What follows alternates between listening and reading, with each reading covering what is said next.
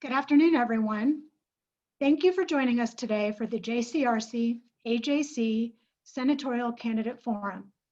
The chat and QA functions have been disabled, and the candidates will be asked pre-selected questions. My name is Sid Friedman, and I serve on the Executive Committee of the Jewish Federation of Greater Dallas's Jewish Community Relations Council, or JCRC for short. As the Public Affairs and External Relations Division of the Jewish Federation, our JCRC is engaged in advocacy for Israel, legislative outreach, and interfaith and interethnic relationship building. Our mission also includes building and maintaining relationships with our elected officials on the local, state, and federal levels. AJC is a global Jewish advocacy organization with access to government officials, diplomats, and other civic, ethnic, and religious leaders. Through these relationships in the global network, AJC focuses on combating rising anti-Semitism and extremism, defending Israel's place in the world, and safeguarding the rights and freedoms of all people. For today's program, AJC and the JCRC are proud to also partner with the Jewish Federation of Fort Worth and Tarrant County and the Jewish Federation of San Antonio. All collaborating organizations for this program are nonpartisan and do not endorse nor oppose any candidate for public office. We do, however, encourage everyone to exercise your civic right to vote, either during early voting between October 13th and October 30th, or on Election Day, November 3rd. And now I am pleased to introduce our moderator for today's program. Jeffrey A. Engel is the founding director of the Center for Presidential History at Southern Methodist University, an author or editor of 13 books on American foreign policy and the American presidency. Our appreciation to Jeffrey for joining us today, and of course to our two candidates, Senator John Cornyn and candidate MJ Hegar. Well, thank you, Sid. Thank you very much for organizing and for hosting us. This is going to be a wonderful discussion today. We are going to be hearing from the two Senate candidates, of course, for the election coming up. And we are told every year, every election cycle by politicians and pundits that this is the most important election in American history. And I have the sense that this time that statement actually might be true. So I will be interviewing today each candidate in turn, asking questions that were provided to them prior to this program. We will hear first from candidate MJ Hegar, who is joining us in real time. After that discussion, Senator Cornyn will appear via pre-recorded video, answering the same questions that were given to candidate Hegar. Now, with prior agreement from the candidates, we do not have the ability or opportunity to ask any additional questions today, so we have turned the chat function off for this call. Now, it is my great pleasure to introduce MJ Hegar. MJ Hegar is a decorated combat veteran, working mom and Texan. She served 3 tours in Afghanistan as a combat search and rescue and medevac pilot, and then worked to open up jobs and opportunity for women in the U.S. military.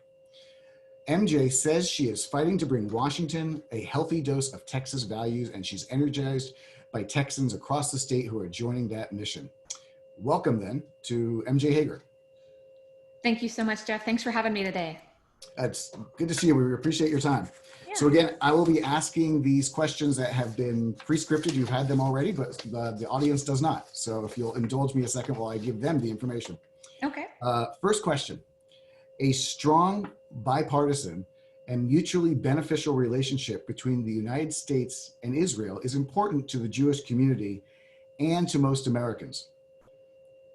If elected to the Senate, what would you say to those who deny Israel's legitimacy as a Jewish state and who advocate for the end of the only democracy in the Middle East?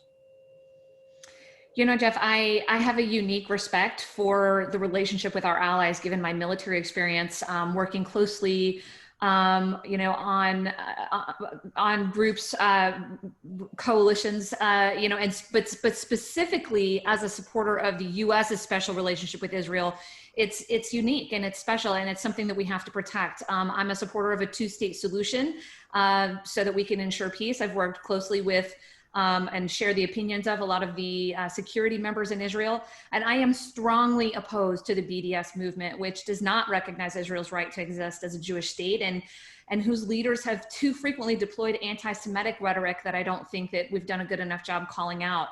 At the same time, I believe that the First Amendment clearly protects the right to engage in nonviolent political activism, not protecting hate speech.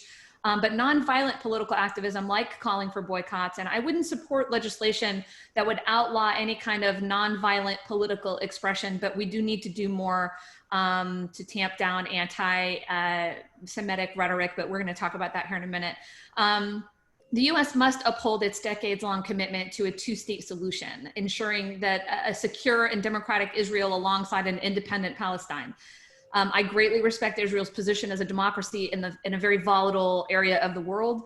This alliance is strategically and morally and ethically important to us. And I acknowledge and support the fact that Israel has a very significant place in many Jewish families around the world that we need to respect and do what we can to protect. Great. Thank you. Second question. Can you please identify for us your top priority public policy issue on the domestic and national agenda, and also specifically, if you would, for Texas as well? It's got to be healthcare. I mean, the thing that's hurting Texas the most is the broken healthcare system. For John Cornyn's entire time in office, we have been dead last. For the whole 18 years he's been in office, we have been 50th in the country for access to health insurance for people to be covered. I worked in healthcare for 5 years. I worked there during the implementation of the Affordable Care Act, and I was pregnant and getting laid off at the same time. And I can speak to the fear that people have when they're looking at losing their healthcare coverage. And I don't think we have enough elected officials who have experienced the same challenges that we do as regular people. You know, the best care I ever received was when I was on TRICARE. I was on military healthcare and then later on TRICARE, which is kind of like military Medicare. And that TRICARE experience was my best, you know, the time that I was taken the best care of. And so I'm going to fight to make sure that every Texan has access to Medicare through a public option. But I also think, because I've also been on military care, without choice, that I'm going to really fight hard to protect every Texan's right to choose what that access to quality, affordable healthcare looks like for them.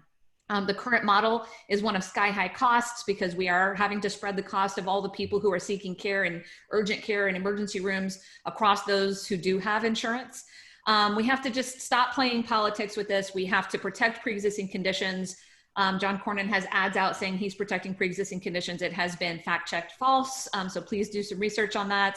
The pandemic is really showing us what the implications of having a broken healthcare system are. Now we have, before the pandemic, we were nearly 1 out of 5 of us had lack of access to healthcare. It was nearly 1 out of 4 or over 1 out of 4 at times before the Affordable Care Act. Now it's 1 out of 3, and it's just getting worse. And if people can't go and get a COVID test if they're experiencing symptoms, we can't get this pandemic under control. Thank you. Third question.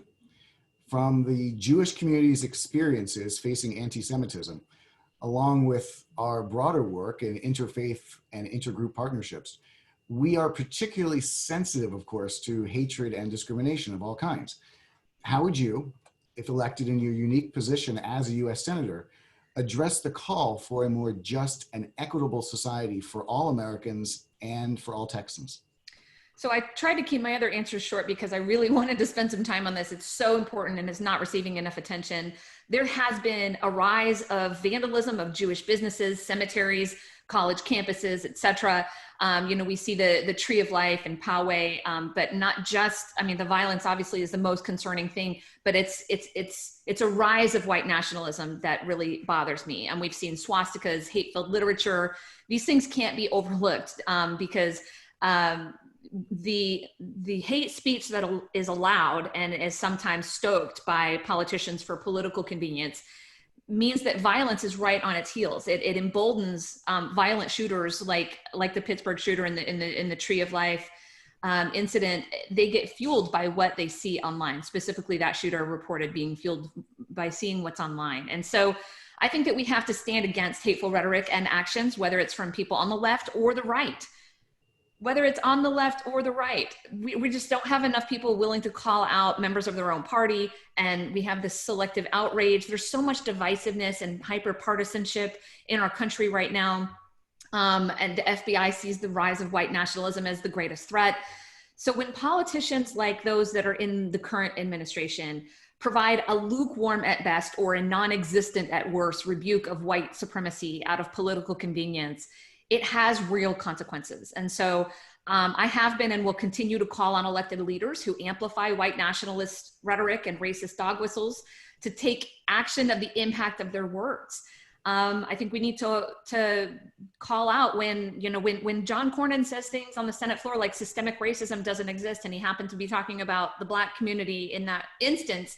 But when we don't acknowledge the problems that are pulling apart our country, it fuels this otherism and this fear and this hatred that is brewing under the surface and sometimes over the surface. So it's such an important issue. We've got to elect leaders that can acknowledge the root cause and can take responsibility and do the work that it takes to root it out and hold people accountable. I think we have to hold social media companies accountable for enabling misinformation and violent, racist, anti-Semitic rhetoric on their platforms.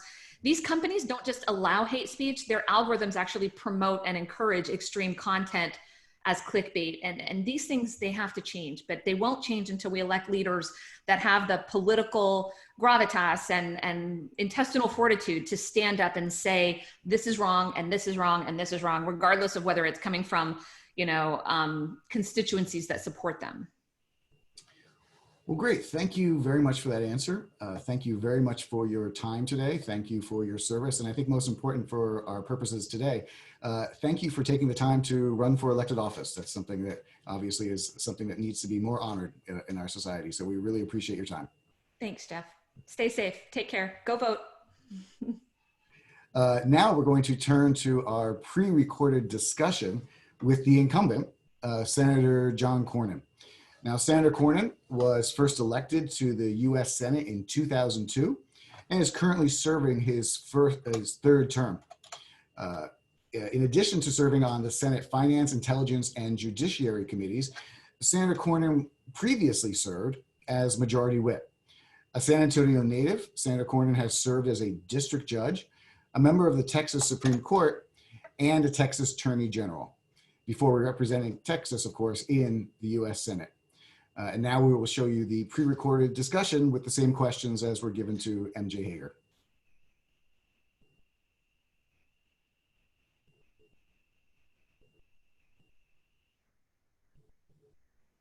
Without further ado, let's begin.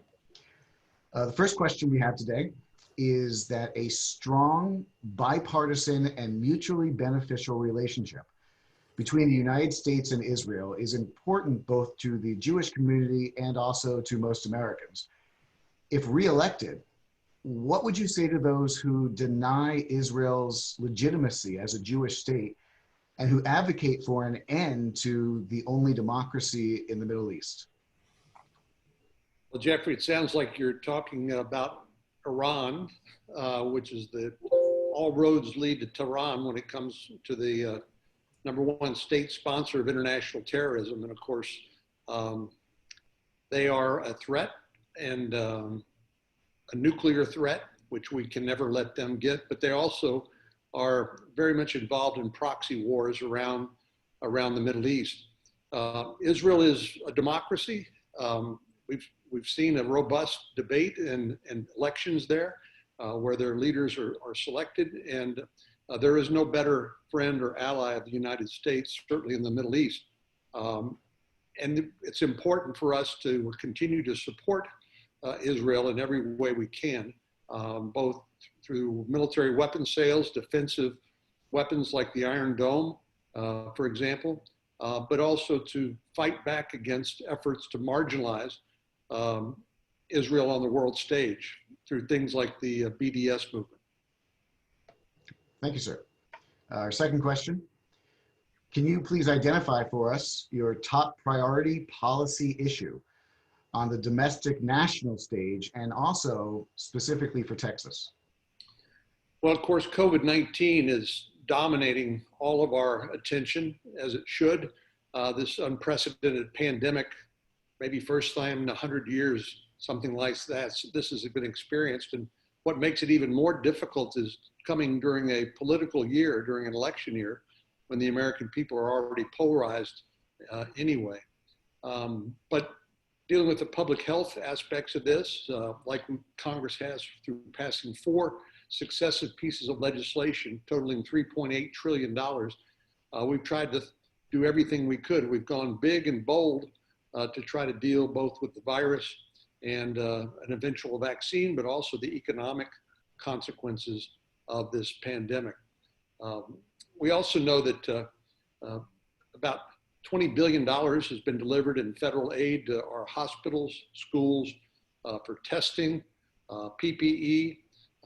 We've learned that some of the vulnerabilities that we have in this country, like things like medical equipment, that are things we need to remedy. But it's not just that. Given our straining relationship with China, and I think appropriately calling them to task on a number of fronts, we've seen exposed a number of vulnerable supply chains, like for example, the high-end semiconductors that are used in not only our iPhones or Android phones, but also in the military weapons system. And so this virus has opened our eyes to a lot of things that we need to address once we get the pandemic behind us. We've seen that the therapies have been, our medical doctors have come up with very effective therapies. We know we need to protect the elderly and people in assisted living facilities and nursing homes in particular, people with underlying comorbidities. But the rest of us can get on with our lives, I believe, by observing the basic practices of washing your hands, masking, social distancing, and staying home when you're sick. So COVID-19 dominates everything else right now. Given that we're talking on video, that makes sense. The third question I'm about to ask is the longest one, the script that I've been given. From the Jewish community's experiences facing anti-Semitism, along with our work with interfaith and intergroup partners, we are particularly sensitive to hatred and discrimination of all kinds. How would you, in your important role as a US Senator, address the call for a more just and equitable society for all Americans and for all Texans? Well, I think anti-Semitism is abhorrent, as is racism, xenophobia, bigotry. And I think people of goodwill need to speak out against it. And we need to reject them. I spoke at the Anti-Defamation League Summit in Washington, D.C. last year. And while I'm a Christian, I think our values align: unity, generosity, peace, dignity, courage, gratitude, learning, and growth are all things that we value. And I must add, what's been so interesting to me, my friend John Hegar in San Antonio, who's the head of Christians United for Israel, they usually have an annual trip. This is not just the Jewish community that supports Israel, but a broad coalition of Christians and Jews and others who believe in the values that we share in common.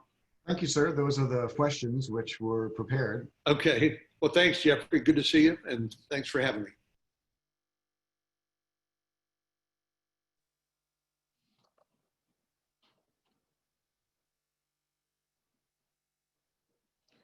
Thank you so much to the two candidates, Senator John Cornyn and MJ Hegar, for joining us today, and to Jeffrey Engel for his excellent job moderating the discussion. Thank you to the staff of the JCRC and AJC for putting together today's program. Anita Zesmanetti and Michelle Golan of the JCRC, and Joel Schweitzer and Amy Berger of AJC Dallas. Thank you again to all of you for joining us. Please don't forget to vote. Have a great afternoon.